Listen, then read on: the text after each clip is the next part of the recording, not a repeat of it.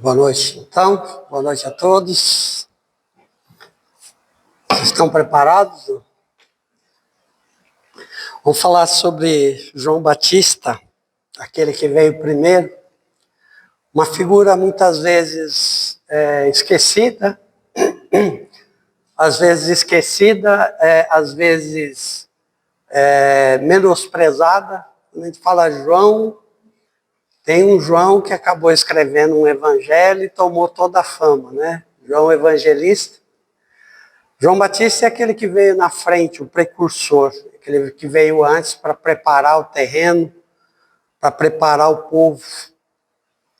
Quando eu estudo sobre esses personagens do Evangelho bíblico, o que eu busco neles é procurar compreender a essência desses personagens. Um aspecto que eu acho relevante muitas vezes a gente começa a olhar a obra de Jesus e a gente acha que é algo muito inalcançável, algo muito difícil da gente conceber. Muitas vezes a gente vai ler trechos controversos. Tem que amar o inimigo. Onde já se viu amar inimigo? Quem em sã consciência vai amar o inimigo, né? Muitas vezes difícil para a gente conceber aquele entendimento, aquela forma de agir. Jesus veio para servir como referência, para que nós percebêssemos que é possível sim estar na carne e conseguir vencer a carne. Como foi dito, vim e venci, né? E João Batista, ele tinha uma característica, que ele era uma pessoa muito truculenta, uma pessoa bem turrona, que tinha uma opinião extremamente forte. Ele era daqueles que se vestia com roupa de couro, que comia aquilo que a terra oferecia. Se não tinha comida que a terra oferecia, ele comia até inseto. Era uma vida bem rústica, um sujeito meio rude, que gostava de falar o que desse na telha dele. Ele falava e era muito contundente. Por isso que ele perdeu a cabeça. Eu contei o final da história para vocês, né? Dei um spoiler aqui. Por isso que cortaram a cabeça dele. Ele era realmente muito contundente na forma de dizer, não alisava muito e não azeitava. Ele falava do jeito que tinha que falar. Mas ele ele era conhecido como João o Batista.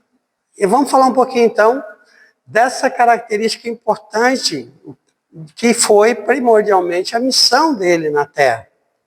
Essa missão de preparar o terreno, de vir antes e de começar a preparar o povo emocionalmente, começar a preparar o povo mentalmente, intelectualmente para a chegada de Jesus. Ele estava ali alguns anos antes de Jesus falando à frente, mas logo em seguida Jesus chegou. Aliás, quando Jesus chega, ele fala uma frase que eu acho de extrema importância, que ele diz assim, quando ele vê Jesus chegando ao longe, ele diz, é preciso que eu diminua de tamanho para que o Cristo possa crescer. Então, ele estava dizendo, e nesse caso ele estava dizendo para André, que depois foi ser apóstolo, irmão de Pedro, foi ser apóstolo de Jesus junto com Pedro, e ele disse para André isso numa alusão ao seguinte aspecto: é preciso que nós diminuamos de tamanho o quê? A nossa vaidade, o nosso jeito de ser, o nosso querer do nosso jeito, o nosso querer agir da forma que a gente está acostumado, sempre agir assim, não vou mudar, para que a gente possa aceitar Jesus, que é essa preparação, né? A gente precisa, de uma certa forma, diminuir alguns aspectos em nós. A nossa inclinação ao mal, as nossas tendências inferiores. E João Batista, então, veio falar de batismo. Batipau é uma cidade que tem muito católico. Tem bastante protestante também, né? Hoje em dia eu vejo. Antigamente era só a Praça da Matriz, que a gente ia para a igreja, depois a gente ia namorar ali na praça, né? Da Quadra Jardim ali. Não necessariamente nessa mesma ordem, né, César? E quando a gente era católico, a gente tinha um medo muito grande do inferno, não é? Tinha? Tinha ou não tinha? Faz assim com a cabeça, quem tinha. E a gente tinha alguém que era cômodo a gente ter na nossa vida, mas a gente morria de medo dele, que era o tal do demônio. Porque quando a gente tinha pensamento meio ruim, alguma coisa, a gente falava, o demônio está tentando me atentar. Né? Aí agora a gente virou espírita. Todo mundo já se considera espírita? Faz assim. Legal. A gente virou espírita. Nós não temos mais medo do inferno, certo? Agora a gente morre de medo do umbral, né? O demônio, que antes era o bode expiatório, agora é o obsessor. Toda vez que ele está com alguma coisa meio estranha, tem o obsessor me atentando, querendo te desgarrar, tirar eu do mau caminho, do meu caminho, na verdade, colocar eu no mau caminho. Então, o batismo, algumas religiões vão dizer, tem que batizar antes, né? O mais rápido possível. Nós não queremos ir parar, que essa alma vá parar no purgatório. Aí já coloca o problema na mão da mãe e do pai. Porque a criança já nasce com o pecado original. Certo, Edna? Já nasce com o pecado original. O protestante, ele já vai batizar mais para frente. Não tem uma certa idade colocada. E aí, o que é certo? Batizar já que nasce, onde ainda não tem consciência, ou batizar mais tarde? Qual que é o certo? Para a gente responder o que é certo e o que é errado, a gente precisa entender o que é o batismo. O batismo, na verdade, o Espiritismo não tem rituais. Então ele não tem o batismo. Mas quando a gente vê a analogia correta do que significa o batismo, a gente começa a ver que, poxa, existe algo parecido com isso. O batismo, na concepção verdadeira, é uma opção que nós fazemos de sã consciência em transformar a nossa vida, em modificar aquela pessoa que a gente é para se transformar na pessoa que a gente quer ser. Então ele é um ponto onde existe um marco, uma demarcação do meu eu anterior e do meu eu a partir daquele momento. Com esse entendimento, eu posso dizer que o batismo pode acontecer a qualquer tempo. Vocês concordam comigo? Faz assim quem concorda. Quem não concordar faz assim, né? Então pode ser a qualquer tempo, porque uma opção minha é única, é individual, é intransferível. Eu faço ela quando eu quiser. E como que eu faço essa resolução? No meu íntimo. Porque a partir do momento que eu faço essa resolução, há que vir uma transformação depois dela. Que eu vou fazer a narrativa dela em 4 etapas. A primeira etapa é uma etapa chamada de purificação, que João Batista pregava isso. Purificação no seguinte sentido da palavra. Quando Jesus nos deu a oração do Pai Nosso, todo mundo faz o Pai Nosso aqui, não é? Uma oração que a gente faz rapidinho, a gente aprende de pequenininho. O Evangelho segundo o Espiritismo, na introdução, ele explica linha a linha o que quer dizer cada oração e o compromisso que a gente está fazendo ali. Em determinado momento, a gente diz para ele perdoar as nossas ofensas ou perdoar as nossas dívidas. Tem versões diferentes. Assim como nós perdoamos a quem nos tem ofendido, ou a quem nos deve, né? e tirai-nos e livrai-nos, Senhor, de todo o mal. Então nós estamos fazendo ali um compromisso com Deus. Toda vez que nós sentarmos, nós pararmos, fizermos uma interrupção no nosso dia para fazer uma oração, Jesus pediu que a gente purificasse o nosso coração. De que forma? Com o perdão. E o perdão é um ato individual, é para mim. Eu não estou perdoando para o outro, eu estou perdoando para mim.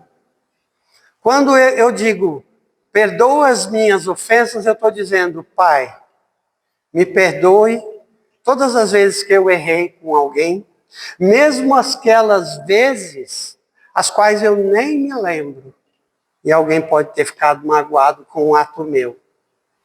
Dessa forma, peço humildemente que me liberte desse algoz cruel chamado culpa. Então, perdão das ofensas, eu estou pedindo a liberação, a libertação da culpa. E aí quando eu digo, e também estenda, né, o meu pedido de perdão àqueles que eu possa ter ofendido, eu estou dizendo, Pai, me ajuda no meu processo de imaturidade. Eu posso ter ferido algumas pessoas, algumas das quais eu nem me recordo quais são. E eu peço então que me liberte desses dois algozes, chamado mágoa e arrependimento. Então, purificar o nosso coração significa ter primeiro uma resolução de que a partir deste momento eu vou querer trabalhar o perdão em todos os aspectos. O Evangelho não diz, concilia-te com o teu adversário enquanto estás a caminho com ele. O Espiritismo explica disso de uma forma muito boa e bonita, né? Concilia-te com o teu adversário, pode ser com o outro, e é bom fazer isso enquanto ele está encarnado, porque depois que ele desencarna, ele ganha mais poder, ele vira um obsessor invisível, que consegue dominar as nossas ações, nos influenciando para o mal, às vezes sem que nós percebamos. Então, conciliar-se com esse é importantíssimo, usando, por exemplo, a oração de Santo Agostinho, ou a reflexão de Santo Agostinho, que ele pede para no final do dia a gente pensar, como é que foi o dia? Tem algo que eu me arrependa de ter feito ou não ter feito? Essa é a hora que a gente faz essa purificação. Concilia-te com o teu adversário também é um aspecto de perdoar a nós mesmos.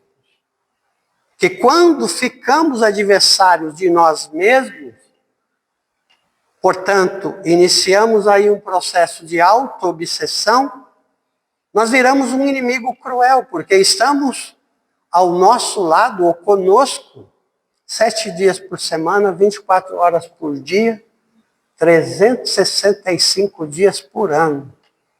Eita, obsessor danado esse, né?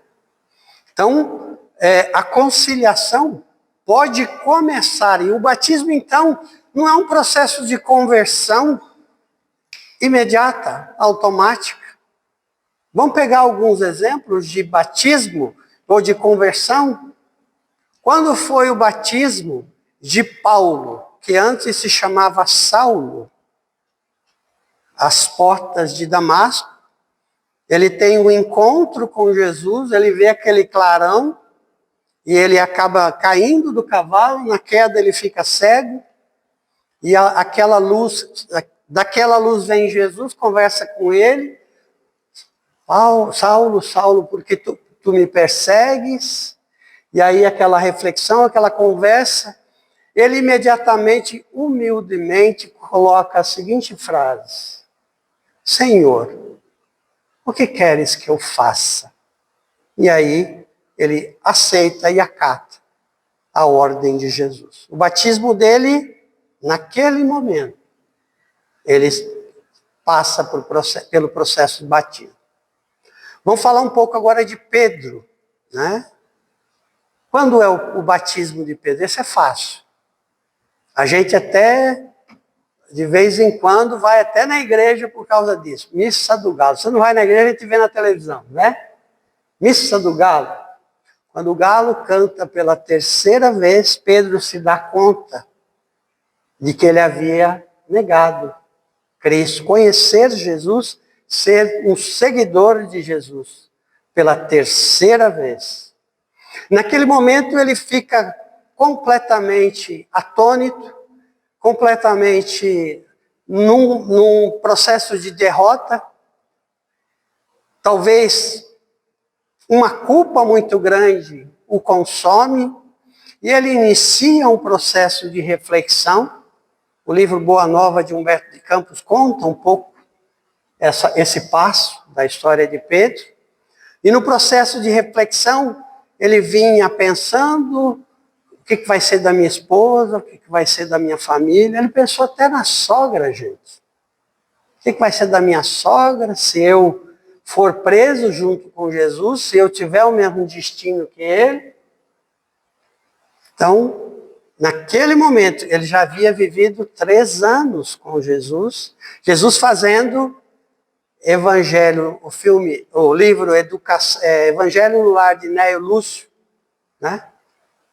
Todo dia, durante 3 anos, ouvindo Jesus, mas o batismo se dá ali, naquele momento, aonde ele percebe que algo de diferente ele precisa fazer, ele precisa tomar um partido, ele precisa, a partir daquele momento, dizer sim, sim, não, não. Vamos falar mais um personagem? Francisco de Assis. Quem conhece a história de Francisco de Assis? A gente vê que primeiro tem um chamamento, diz Francisco, reforma a minha igreja.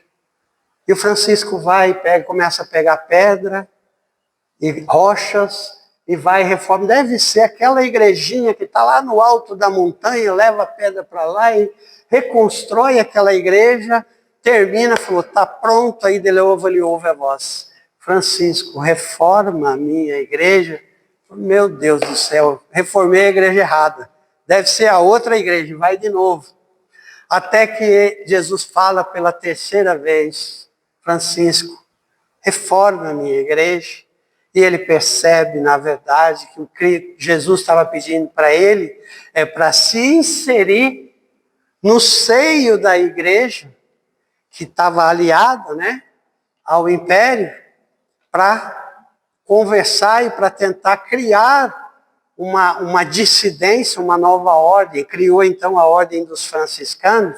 Mas o batismo real, antes disso, aconteceu em praça pública, quando, brigando com seu pai, ele arranca todas as roupas dele, joga e diz, não quero mais nada que me associe ao meu pai.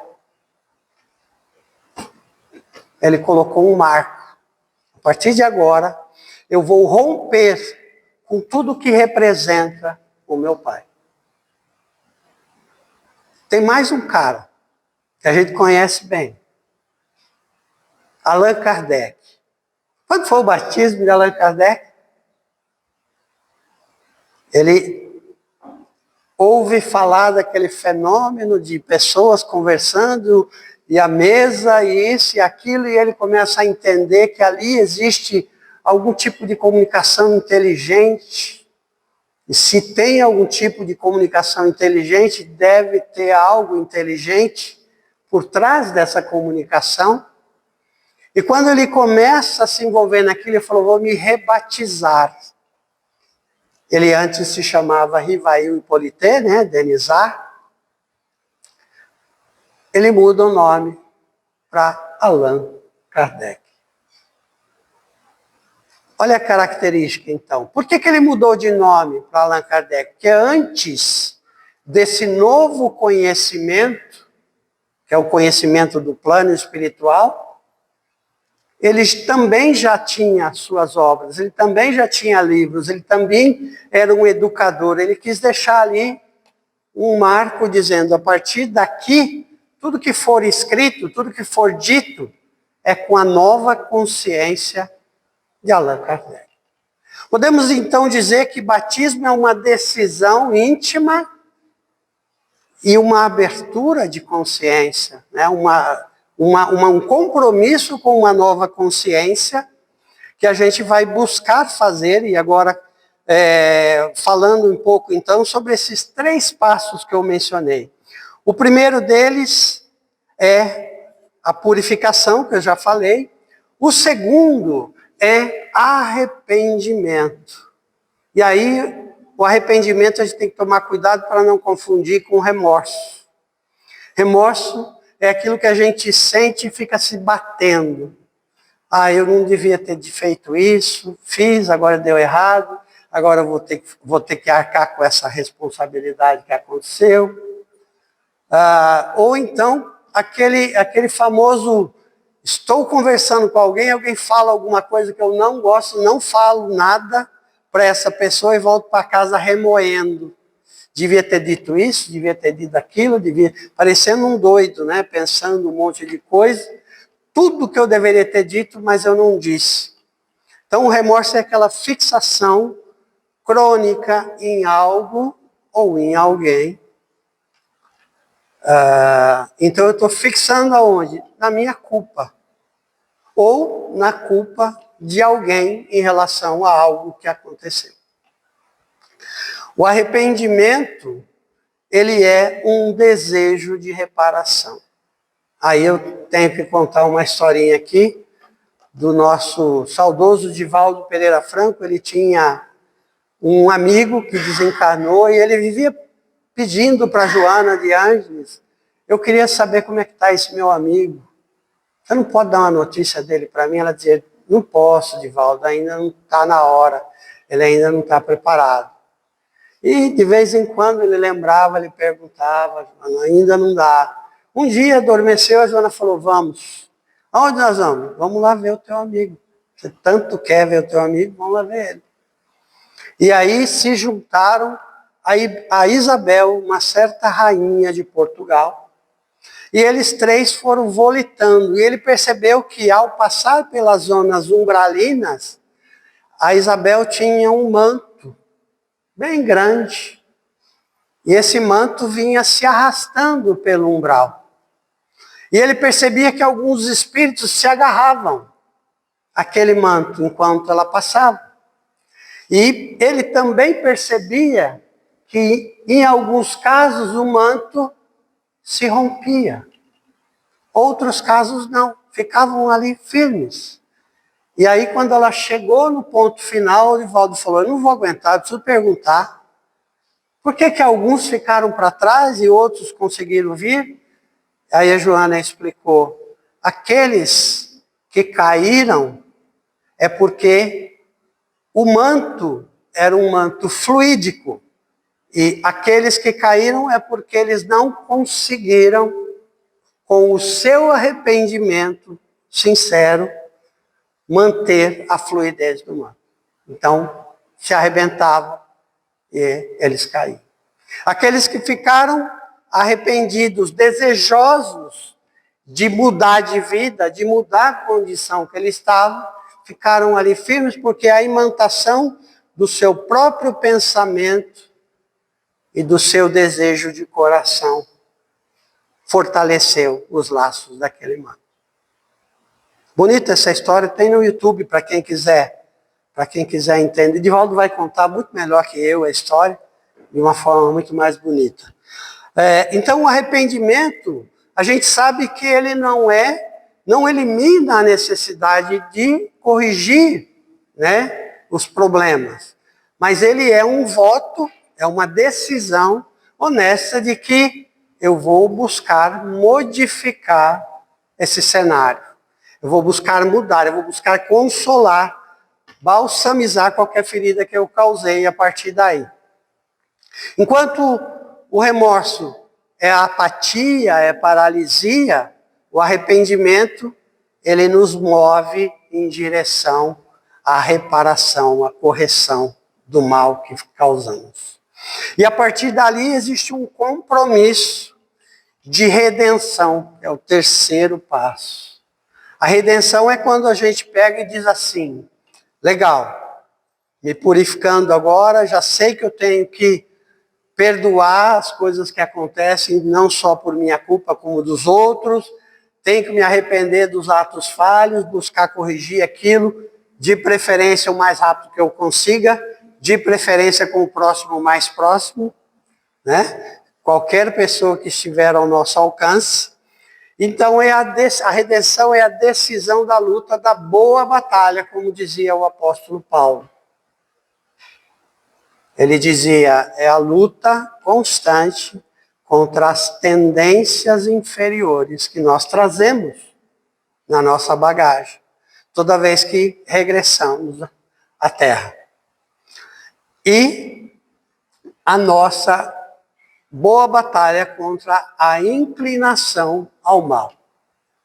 Hoje, nós não desejamos o mal, mas ainda caímos em função de sermos espíritos inferiores. Nossa primeira opção não é o mal. Antes o mal era algo tido como normal. Hoje o mal, ele nos enoja, o mal, ele dá asco, o mal, ele dá aflição, ele dá uma série de sintomas em nós, porque aquilo não é algo agradável para nós.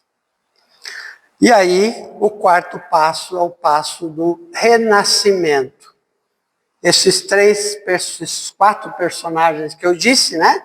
Após essa decisão, é o novo homem que está se projetando para frente. Um segundo depois, um minuto depois, uma hora, ou 8 anos, como foi o caso de André, ou alguns anos, 3, 4, 5 anos, como não lembro agora quantos foram, quando Paulo foi para o deserto para refletir sobre tudo e rever os caminhos, né? Aí, agora eu peço que você, estamos entrando na parte final, né, da fala, da minha palestra de hoje, eu peço o seguinte exercício. O que fazer se nós queremos receber Jesus em nossa vida?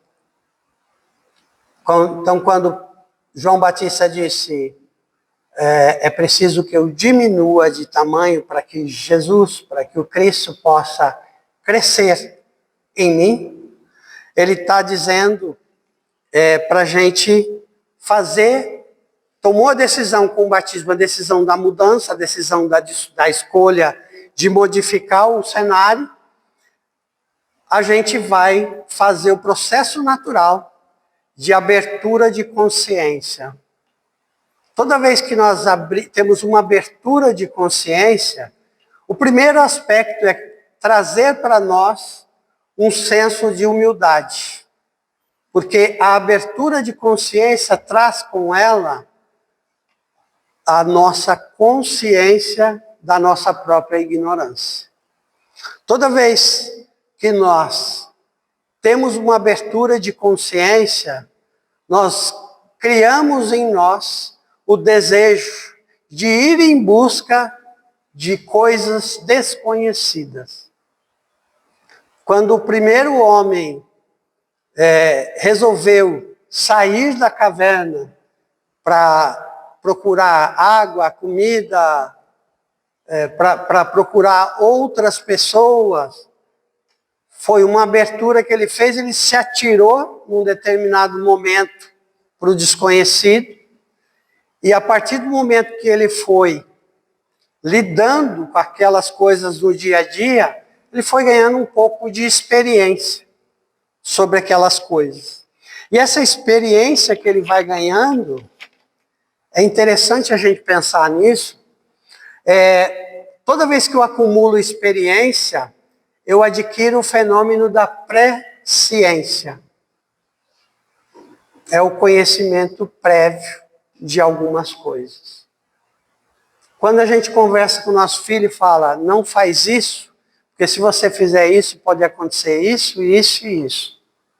Eu estou rogando praga, eu estou falando para ele, o teu destino vai ser esse, eu estou dizendo para ele, pela minha experiência, toda vez que eu faço algo nesse sentido, ou que eu fiz algo nesse sentido, aconteceu isso, isso e isso. Não quer dizer que pela experiência nova que ele vai ter, irá acontecer as mesmas coisas. Mas a gente meio que dá uns conselhos para tomar cuidado, porque tem coisa que dá para a gente corrigir. Tem algumas coisas que não dá para corrigir. Nessas coisas que não dá para corrigir, só nos resta lamentar, né? Então a gente tenta aí avisar os nossos filhos pela experiência prévia. Então, na verdade, assim, houve essa abertura de consciência, eu vou começar a preparar o terreno. Já que eu estou querendo fazer esse processo de transformação, eu preciso começar a mudar a minha maneira de ser, a minha maneira de pensar, a minha maneira de sentir e a minha maneira de agir. Bem complexo, né? A maneira de agir é um pouco mais fácil da gente corrigir, porque tudo aquilo que a gente toma consciência, a gente fica um pouco alerta sobre aquilo. Toda vez que eu tomo consciência pelo erro de algo e tenho uma experiência não tão boa, aquilo ativa em mim um sensor com S. Ele me avisa, opa, cuidado. Se você for por esse caminho, vai dar zebra. Não vai dar certo. A tal da presciência, né? Antecipação de algo, ou uma inferência do que pode acontecer a partir da experiência passada. Então, correção de atos é assim, eu estou olhando, tem alguém vendo? Não pode. Tem uma amiga uma vez que ela disse, Sérgio, é muito difícil ser espírita. Porque antes do espiritismo, quando eu ia na feira comprar uma dúzia de laranja, às vezes eu trazia para casa 13, 14, 15. Dependia se alguém estava olhando ou não.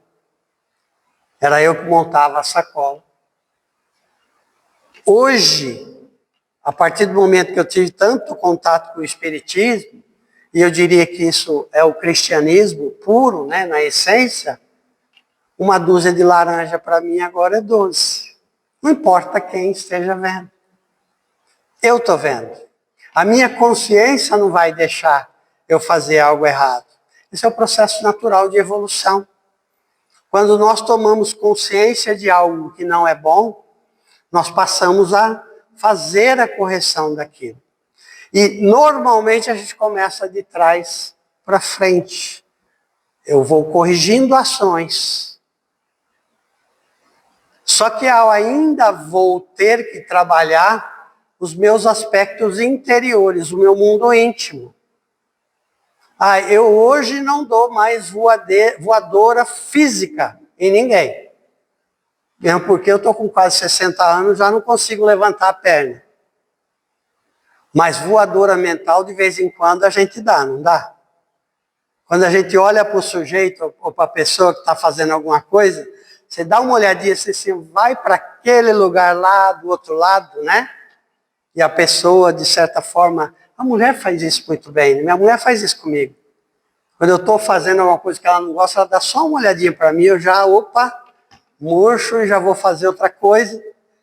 Então a gente percebe que está fazendo alguma coisa. Alguém alertou, porque a gente estava distraído, porque às vezes a gente está seguindo o próprio hábito. Então esse processo de lutar a boa batalha, o Espiritismo gosta de chamar também de reforma íntima, é um processo que a gente tem que começar então a auscultar o nosso coração, porque foi isso que Jesus asseverou. Não é o que entra na boca de homem que pode contaminá-lo. Não é? É o que sai da boca dele. Porque da boca sai o que está cheio, o coração. Então, o processo de reforma, ele só se completa quando ele começa a acontecer na parte do sentimento. E aí, o que acontece conosco normalmente? Por isso que eu brinquei lá no começo sobre cuidado com a forma como lidamos com os obsessores. Porque anteriormente, por medo de ir para algum lugar que a gente não gosta, o tal inferno, a gente meio que controlava as nossas ações. Isso impedia a gente de ter desejos, os desejos mais secretos. Isso impedia a gente de ter pensamentos impuros. Não impede hoje. No passado também não impedia. O que vai fazer com que impeça? Quando nós tomamos consciência. Então, para que eu possa mudar o meu jeito a minha maneira de sentir, pensar e agir, é preciso que eu faça esse trabalho íntimo, como eu mencionei, de auscultar o que está acontecendo dentro de mim, no meu mundo interno. E ao invés de eu refutar aquilo e dizer isso não é meu, é eu acolher aquilo e reconhecer a legitimidade daquilo. É imprescindível. Antes de eu falar isso, você já conhece o conceito de alma gêmea? Quem conhece faz assim. Alma gêmea, conceito de uma alma que é divisível e que através da eternidade ou através das reencarnações, elas vão se buscando. Aqui no interior, ou lá em Piracicaba pelo menos, a gente chama de procurar a tampa da panela. Aqui é assim também? E às vezes a gente fica andando por aí buscando essa outra metade, buscando alguém que a gente possa chamar de nosso, né? Buscando alguém que possa tirar a nossa dor, alguém que possa completar, alguém que possa preencher um vazio que tem dentro da gente. E na verdade, aprendi depois de tanto tempo que esse vazio que a gente sente é saudade, é falta de nós mesmos. É falta de nós mesmos, por quê? Porque todas as vezes que nós rejeitamos em nós algo ruim, e aí vem toda a teoria de Jung, Carl Gustav Jung, falando sobre sombras, que é aquele conteúdo reprimido, em que a gente não quer tomar consciência dele, aquilo é nosso. Aquilo é legítimo. Eu rejeitar um pensamento impuro, um desejo impuro, e dizer, não, isso não é meu, vai de retro Satanás. Eu rejeitar isso, eu ignorar isso, não quer dizer que ele vai embora. Pelo contrário, ele vai continuar comigo. E o pior, ele vai conduzir a minha vida de maneira secreta. Toda vez que eu estiver distraído, aquilo vai tomar conta. E de vez em quando a gente se pega agindo de uma forma que a gente fala, esse não era eu. Ô Sérgio, você já não aprendeu que não podia fazer isso? Então, na verdade, durante o nosso processo de encarnação, durante a nossa vida, nós vamos rejeitando partes de nós. Começa lá na infância. A gente sente, por exemplo, abandono. A gente eventualmente tem pais presentes, mas tem que trabalhar tanto, porque tem pais que muitas vezes se preocupam tanto com o futuro dos seus filhos e se esquecem de se dar no presente. E aí essa falta, um certo momento, vai criar falta, né? Vai criar um problema, um processo de falta, de vazio no adulto. Porque como ele não teve que lidar com aquilo, ele não tem uma referência, ele não consegue processar como se nós fôssemos robôs. Ele não consegue lidar com frustração, ele não consegue lidar com o não, ele não consegue lidar com o lado B da vida. Minha filha me disse uma vez, pai, você e a mamãe me criaram numa bolha. Ela hoje tem 36 anos, mas com 18 ela me disse, vocês me criaram numa bolha, agora eu estou vendo que o mundo não é aquilo, né? Vocês me protegeram tanto. que agora eu estou tendo problema para lidar com o ser humano. Então, às vezes, a gente deixa de apresentar o lado B da vida. E a vida ensina de uma forma tão cruel. A mãe, o pai pode ensinar de uma forma mais amorosa, né?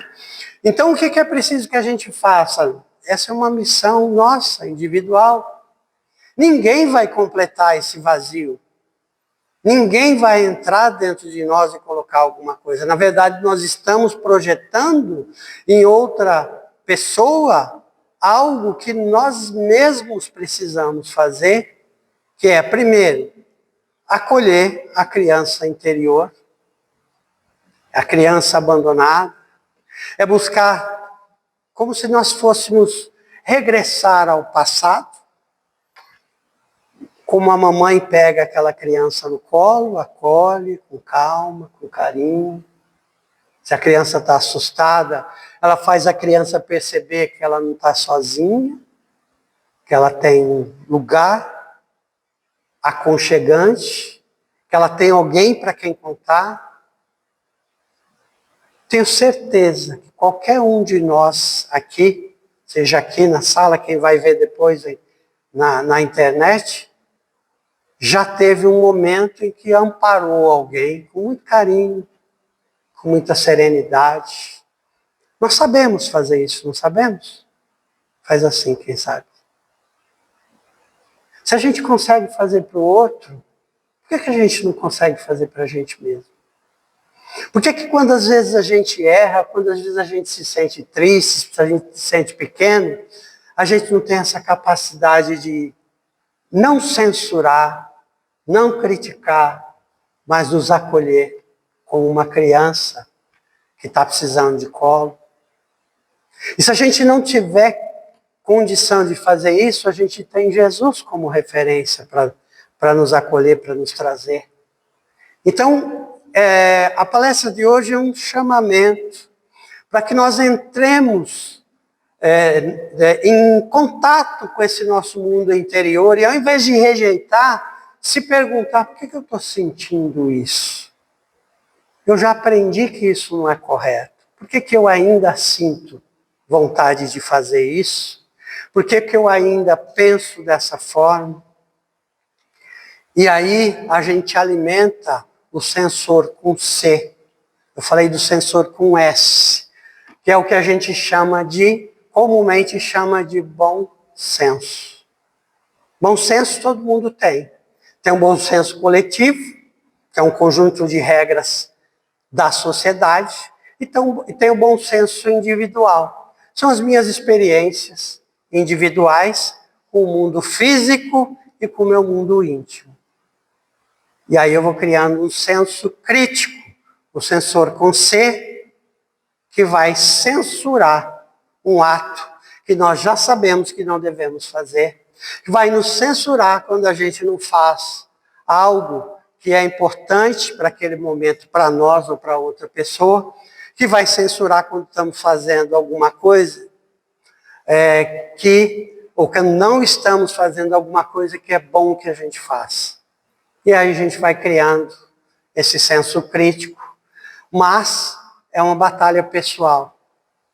Se mudar a forma de ser, mudando então a forma de sentir, pensar e agir, porque é assim que acontece. Toda vez que nós temos conhecimento de um comportamento, a gente fala: não vou fazer mais isso. A pessoa, vou falar para baixo agora, porque eu não estou olhando para ninguém, tá? Ó. A pessoa gosta de uma fofoca. Ela para de tomar café todo dia. Ela vai só 2, 3 vezes por semana no café, porque café chama fofoca, não é, gente? Vai 2, 3 vezes só até que ela fala: vou só uma vez por semana, parei de tomar café. Agora eu não vou mais fofocar na firma. Brincadeira, obviamente, mas assim, é uma proposição que a gente faz e diz: olha, eu vou controlar esse meu comportamento porque eu não quero mais ter esse comportamento. Mas é preciso que a gente acolha, que a gente entre em harmonia, para que a gente possa acolher uma nova vida. Eu preciso também acolher esses pedaços que faltam, esse meu eu de ontem, esse meu lado que eu censuro e às vezes eu não quero reconhecer que tudo aquilo, meio bagunçado, meio misturado, é meu. E sou eu que tenho que lidar com aquilo. Obrigado pela oportunidade, espero que tenha trazido reflexões para que vocês possam continuar esse processo de reforma íntima que a gente tanto busca. Obrigado, gente.